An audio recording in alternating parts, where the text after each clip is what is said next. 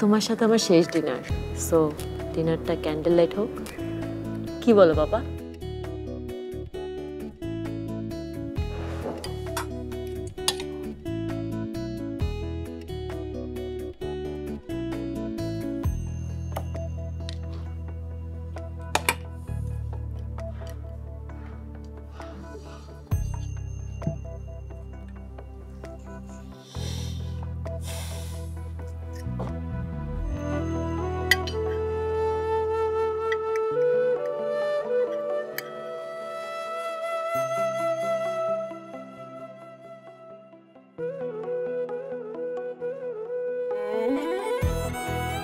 পাপা,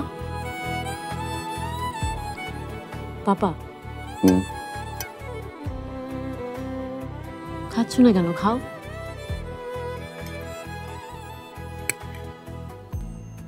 মামনি, তুই কি আরেকবার ভাববি? খুব শান্তভাবে, ঠান্ডা মাথায়।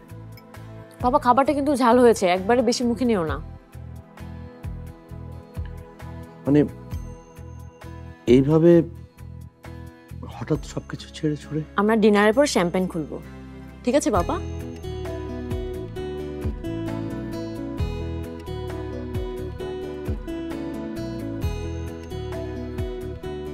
আজ অনেকদিন পরে ভালো লাগছে বাবা,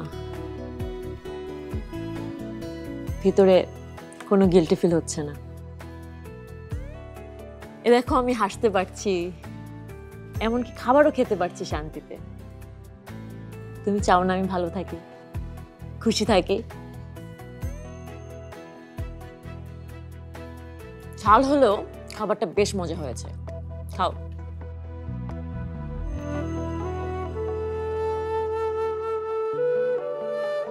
খাও না পাপা।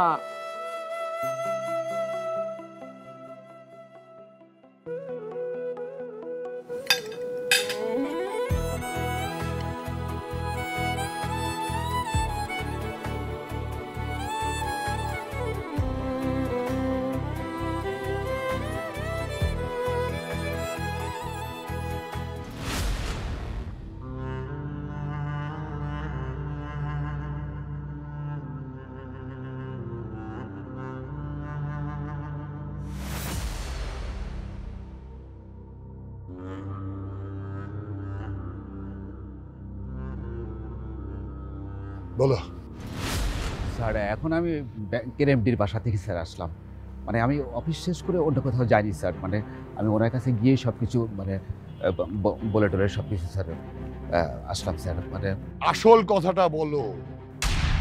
আসলে স্যার স্যার স্যার আসলে আমাদের লোনটা তো অনেক পুরনো, আর তাছাড়া স্যার আমরা টাইমলি ওই ব্যাংকের কিস্তিগুলো স্যার মানে মানে স্যার, তবে স্যার একটা গুড নিউজ আছে স্যার। হ্যাঁ, ওটা বলো।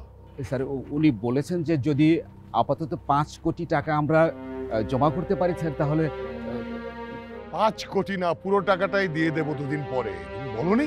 স্যার বলেছি স্যার, বলেছি যে অল্প কিছুদিনের মধ্যে আপনার ছেলেকে বিয়ে দিবেন এবং ছেলের বিয়ে হওয়ার পরে আপনি টাকাটা হাতে পাবেন রহমান গ্রুপের একমাত্র মেয়ের সাথে। মানে স্যার উনি কোনো কিছুই শুনতে নারাজ স্যার। বলেছে আগামীকালের মধ্যে, ওয়ার্কিং আওয়ারের মধ্যে যদি ওই 5 কোটি টাকা স্যার না দেওয়া যায় তাহলে স্যার ব্যাংক পুলিশ পাঠাবে। পুলিশ পাঠাবে? এটা তোমার সুখবর। বলো।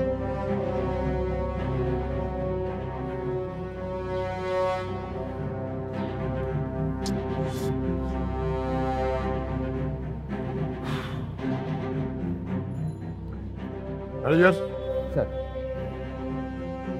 তুমি এখন আসতে পারো। জি স্যার।